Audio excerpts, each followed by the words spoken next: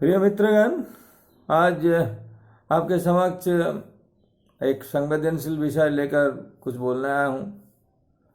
मुझे दुख के साथ ये देखना पड़ रहा है कि बहुसंख्यक जो नौजवान हैं उनके अपने भविष्य के बारे में बहुत ज़्यादा सचेत भावना काम नहीं कर रहा है। एक ही मात्र जीवन मिली है, अगले बार क्या जन्म होगा कि होगा नहीं, इसके बारे में कोई निश्चित तौर पर बोल नहीं सकते। बावजूद इसके लोग तात्कालिक उत्तेजना को, तात्कालिक उन्माद को प्राथमिकता देते हुए धर्म के नाम पर लड़ रहा है। और उनके अपने जो क्रियाशीलता है, उनके अंदर क्रिएटिविटी है, ये क्रिएटिविटी को दरकिनार करते हुए तात्कालिक आनंद लेने का जो प्रचेष्टा है, जो कोशिश कर रहा है, ये पूरे समाज का क्षरण हो रहा है। खुद का जो क्षरण हो रहा है, ये जो नहीं समझ में आ रहा है, यही ऐसी स्थिति में रहकर इस नौजवान का जो पीढ़ी आगे चल के एक नया समाज का निर्माण करने का सोचेंगे भी तो स्वयं क्या करेंगे। कौन सा परिस्थिति, कौन सा राजनीतिक स्थिति या कौन सा सामाजिक स्थिति को लोग अपने स्थापित करना चाहते हैं, ये कोई नहीं सोच रहा है। एक ऐतिहासिक जो प्रेक्षापट है भारत के धर्म का उत्थान का, उसमें हम लोग देखे थे प्राक वैदिक युग में, वैदिक काल में आगे मनुष्य यहाँ पे भी बर्बर था, अशुभ था, शिक्षा नहीं थी, जंगल में रहकर जीते थे। वहाँ पे भी मात से नहीं चलता था, माने जिसका जोर है वो समाज के ऊपर प्रतिष्ठा अपना जमाएगा और बाकी कमजोरों को उनको निशाना बनाएगा। तो वही प्राग वैदिक युग का परिस्थिति को फिर भारत में दोबारा प्रतिष्ठित करने की कोशिश किया जा रहा है। बाद में वैदिक काल में एक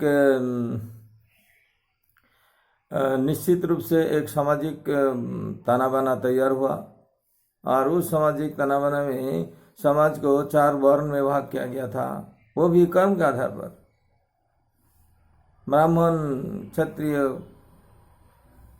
वैश्य और शूद्र। लेकिन ये चारों प्रकार के जो वर्ण व्यवस्था था, उसमें से भी लोग अपने पेशा को बदलते हुए, अपने कार्यों को बदलते हुए, वो अपने जो परिचय है वो बदल सकता था।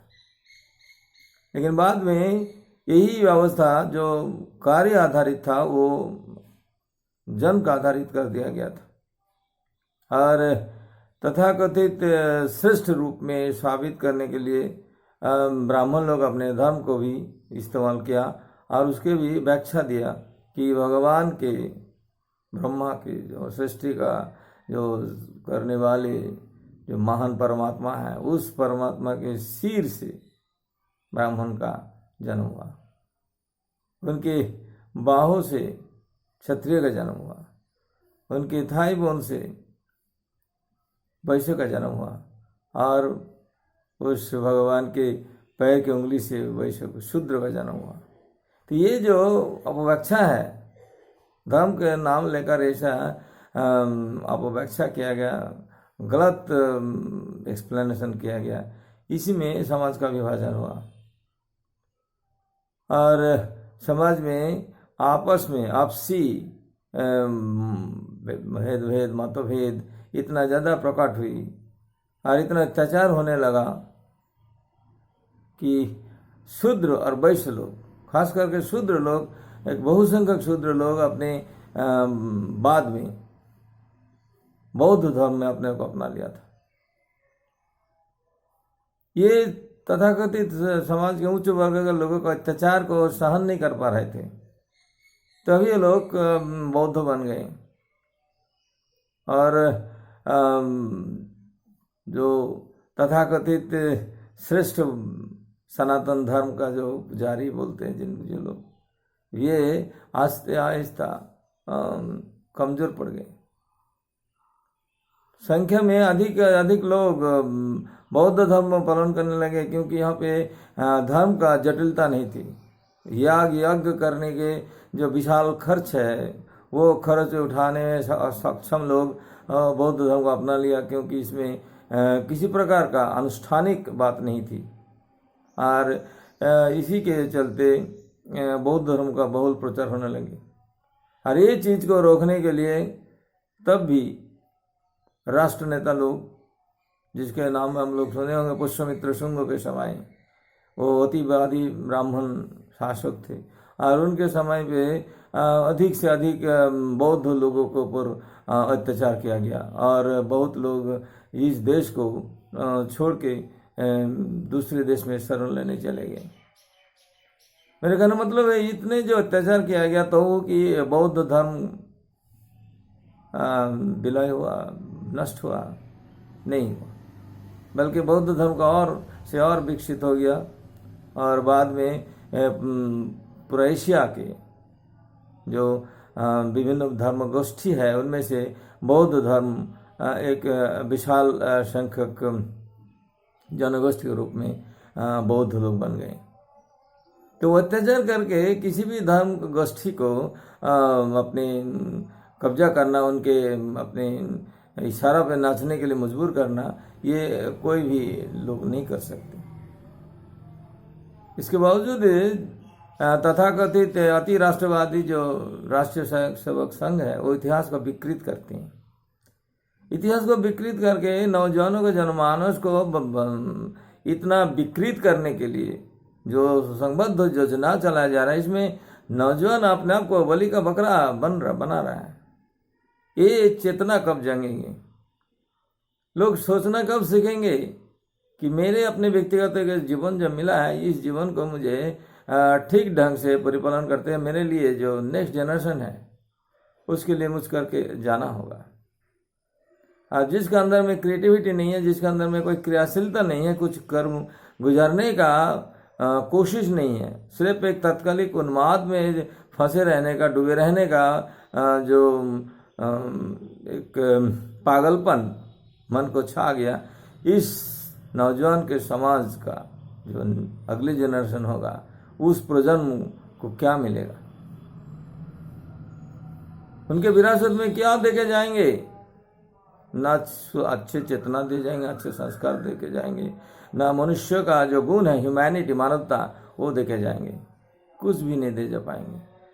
और आर्थिक रूप में भी ऐसा ही समाज जिसके अंदर में कोई क्षमता का विकास नहीं हुआ, ऐसा अपने आप को उन्माद में फंसे रहने का जो विचार लेकर जो जी रहा है, ऐसे लोगों को जो अगले बच्चे होंगे, प्रजन्म होंगे, वो लोग तो अपने माता पिता, खास करके पिता से कुछ नहीं मिलने वाले हैं। और ऐसा अगर होगा तो ऐसा कौन सा समाज में हम लोग आगे चल के इनको धकेलेंगे, ये कोई नहीं सोच रहा है। हर समाज में उन्नति का रास्ता अपनाने का, नया नया तरकीब अपनाने का हम लोग दुनिया में देखते हैं। एक छोटा सा देश जापान, जब एक प्राकृतिक संसाधन नहीं है, उसके बावजूद भी इस देश का लोग एशिया के सबसे समृद्धशाली देश बन गए। और उनके ऐसा तत्कालिक उन्माद में डूबे रहने का किसी के पास कोई समय नहीं है। इसीलिए ना कोई सांप्रदायिक दांगा होते हैं, ना कोई गलत कार्य करके कोई लोग जीने की कोशिश करते हैं। अगर अपराध के जो ग्राफ देखें तो जापान में अपराध का ग्राफ सबसे कम है एशियन कंट्री में, क्योंकि लोग अधिक से अधिक कार्य में, अच्छे कार्य में जुटे रहने के लिए जो करना चाहिए प्रयास, वो प्रयास करते हुए आगे बढ़ता है। इसके विपरीत अपने देश में लोगों को प्रागैतिहासिक युग का घटना को विकृत करते हुए अब मध्यकालीन युग में लेके आ रहा है। और मध्यकालीन युग में जो शासक लोग प्राचीन भारत के दुराचारी शासक को हटा के इस देश के एक श्रृंखला लाया था, एक तरह का शांतिपूर्ण वातावरण प्रतिष्ठित किया था, वो शासक को अब उनके कार्यकलाप को विकृत किया जा रहा है। इतिहास साक्षी है कि सम्राट अकबर के समय पे जितने संख्यक हिंदू कर्मचारी और सैनिक अपने राज्य के शासन व्यवस्था में और सुरक्षा में जुटे रहते थे, उससे कई गुना अधिक संख्यक लोग औरंगजेब के समय पे मुगल शासक व्यवस्था में काम करते थे। और एक दो घटना जहाँ पे राजनैतिक प्रतिद्वंदिता के कारण औरंगजेब किसी किसी को अपने अत्याचार नहीं मन के उनके शासक के रूप में उनके शासक का जो कठोरता दिखाए थे, उस घटना को इतना बढ़ा चढ़ा के बोला जाता है, इतना बढ़ा चढ़ा बोला जाता है कि जितने अच्छे कर्म किए हैं उसको दरकिनार किया जाता है। तो इस तरह जो 20 वृक्ष लगाया गया, जिस तरह का जहर घोला जा रहा है नौजवानों को दिल दिमाग में, तो ये जो सिर्फ क्षरण ही नहीं है बल्कि उनके बर्बादी का ओर ले जाया जा रहा है। इससे अपने देश को, लोगों को कौन बचाएंगे? अब लोगों को इतिहास से जरूर जानकारी प्राप्त हुआ होगा कि औरंगजेब करीब 50-51 साल खुद इस देश के शासक बनने में बैठे हुए थे, और इसके चलते वो शासन व्यवस्था जो है एक नायक तंत्र के ऊपर आधारित था, और एक व्यक्ति का क्षमता के जो गुण है, जो श्रेष्ठता है, उसके निर्भर करते हुए शासन व्यवस्था का जो विकेंद्रीकरण होना चाहिए, शासन व्यवस्था का जो और ज़्यादा लोगों के लिए एक डेमोक्रेटिक व्यवस्था में जैसा होता है कि अधिक लोगों का अधिक सुविधा प्रदान करने वाला जो व्यवस्था है, ये व्यवस्था उसमें नहीं रहा होगा, ये तो निश्चित है। और इसके चलते उनके औरंगजेब के जो पुत्र थे, उनके भी अंदर में ये शासकीय गुण या अच्छे प्रशासक होने का जो गुण है वो विकसित नहीं हो सका। ये जो व्यक्ति पूजा है, एक व्यक्ति को सर्वेसर्वा करते हुए शासन व्यवस्था के सबसे ऊपर पहुंचा देना और उनके ऊपर पूरा भरोसा करने से इनकी जो भीत है, नींव है, वो कमजोर होने लगता है। और इसीलिए हम लोगों को मालूम है कि औरंगजेब के 7 साल में जिनका मृत्यु हुई, उनके अगले 50 साल में पूरा मुगल शासन व्यवस्था ध्वस्त हो गया था। ऐसा क्यों? क्योंकि उनके बाद में आने वाले जनरेशन जो है उनको कुछ गुण ही विकसित नहीं हो सका। वो लोग एक विशाल मुगल साम्राज्य को नहीं संभाल पाया, और धीरे धीरे मुगल साम्राज्य के सम्राट लोग बर्बाद हो गए और मुगल शासन व्यवस्था भी आहिस्ता आहिस्ता निश्चिन्न हो गई। मात्र 50 साल लगे थे, और औरंगजेब खुद एक अकेले 50 साल शासन किए थे। और सबसे दुखद बात यह है कि इतिहास के जो शिक्षा है, वो शिक्षा अब कोई नहीं ले रहा है। औरंगजेब कौन साल में कौन सा किन सा अत्याचार किया था, इसको अपने वर्तमान जमाने के प्रजनों को क्या लेना देना है। जिस कारण परिस्थिति में, जिस कारण से वो क्या होगा, तो उसके परिस्थिति, उसके वैसा ऐतिहासिक परिस्थिति या उस घटना या वो राजनीतिक स्थिति जिम्मेदार था। आप वर्तमान काल में जितना जो विशाल जनगोष्ठी है, इसमें जो बेरोजगारी है, इसमें जो भूखमरी है, इसमें जो अशिक्षा है, इसमें जो स्वास्थ्य सेवा का ध्वस्त व्यवस्था है, ये जो आर्थिक बोझ है, जो विशाल संख्यक लोगों को जो ठीक ढंग से रोजगार का नहीं होने के कारण उसको भूखमरी का स्थिति जीना पड़ रहा है, ये परिस्थिति और आगे चल के कितना भयावह होगा, इसके लिए कोई नहीं सोच रहा है। ये ज्ञानवापी मंदिर या ज्ञानवापी मस्जिद, ये मंदिर या मस्जिद के इस चक्कर में, चक्रव्यूह में फंस के एक रह रहा है, और ये अपने के सोचने के लिए समय चाहिए, वो सोचने का समय नहीं है। पूरे मीडिया को अब खरीद लिया गया, और मीडिया के अधिकांश लोग जो हैं निर्लज की तरह बाकी सब मुद्दा को हटाते हुए सिर्फ यही सब तत्कालिक उन्माद फैलाने वाला मुद्दा को आगे बढ़ रहा है। और ये इसके चलते सही माने में लोगों के पास कुछ संवादहीनता भी काम कर रहा है। कोई अच्छा संवाद, अच्छा कोई इन्फॉर्मेशन लोगों को नहीं मिल रहा है। किस मुद्दे पे लोगों को खड़ा होना चाहिए, किस मुद्दे से लोगों को अपने जो प्रतिवाद करना चाहिए, और सरकार के जो अव्यवस्था या कुव्यवस्था अभी चल रही है उससे कैसे सरकार के ऊपर अंकुश लगाना चाहिए, किस किस के कारण जुलूस निकालना चाहिए और उनके प्रतिवाद करना चाहिए, कौन अन्याय और अत्याचार जो हो रहा है उनके कैसे कैसे एक सम्मिलित भाव से उनको प्रतिवाद करते हुए एक जाति के रूप में अपने परिचय देना चाहिए। वो चीज़ अब नहीं रह गया है। तू हिंदू, तू मुसलमान, तू बौद्ध, तू क्रिश्चियन, ये जो तू मैं करने का जो निचता है, ये निचता अपने देश को, अपने जो नौजवान को, अपने जो नागरिक परिचय है, अपने जो राष्ट्रीय परिचय है, इस परिचय को बहुत ही नष्ट कर रहा है। ऐसा चरण का होने के बाद, ऐसा जो आत्मिक विकास ना होने के बाद, और ऐसा जो सामाजिक अव्यवस्था, कुव्यवस्था प्रतिष्ठित होने के बाद आपने देश को कहाँ तक ले जाने का भाव आप सोच रहे हैं, इस विषय को आप गौर करना चाहिए। आपके पास क्या ऑप्शन है और आप कौन सा ऑप्शन अपना रहे हो, ये किसी राष्ट्रीय स्वयं सेवक संघ का झूठा प्रचार करने वाले से नहीं सीखना चाहिए। स्वयं का विवेक है, स्वयं का विचार है, इसको प्रयोग करिए और देश के लिए, अपने के लिए, अपने परिवार के लिए जो अच्छा होगा उसके लिए आपको क्या करना है, जिसके लिए सोचना सीखिए। मनुष्य का सबसे बड़ा गुण है वो सोच सकता है, और जो सोच नहीं सकते वो मनुष्य नहीं रह जाता, वो पशु के बराबर हो जाता है। हम उम्मीद करते हैं कि ये पशुता को त्याग करते हुए आप अपने मनुष्यता का गुण को और आगे बढ़ाइए, और देश के जो सम्मान है, देश के सम्मान को ऊपर उठाने के लिए जो अच्छे कार्य है वो करते रहिए, तभी वो राष्ट्रवाद होगा।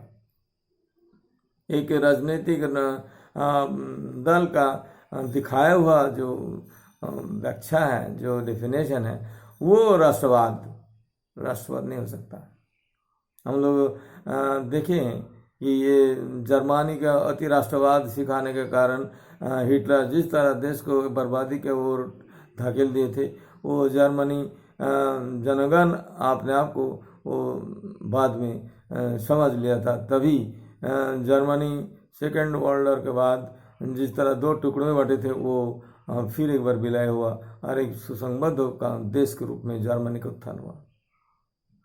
लेकिन अपने देश में ये गुण जो है, सही माने में राष्ट्र के प्रति समर्पित जो चेतना है, वो विकास होने का रास्ता अब लोगों को नहीं दिया जा रहा है, बल्कि उनके और ज़्यादा कुंठित, और ज़्यादा संकुचित, और ज़्यादा नीच प्रकार भावना से ग्रसित होने के लिए सिखाया जाता है। और इसके देश के जो नुकसान हो रहा है, इस नुकसान से कोई नहीं बचा पाएगा अगर नौजवान अपने आप को नहीं सुधारेगा। तो मैं उम्मीद करता हूँ कि इसके लिए आप सोचिए, और स्वयं के लिए, अपने परिवार के लिए, अपने जो अगले प्रजन्म आएंगे आपके द्वारा, इनके लिए भी कुछ अच्छे कार्य सोचिए।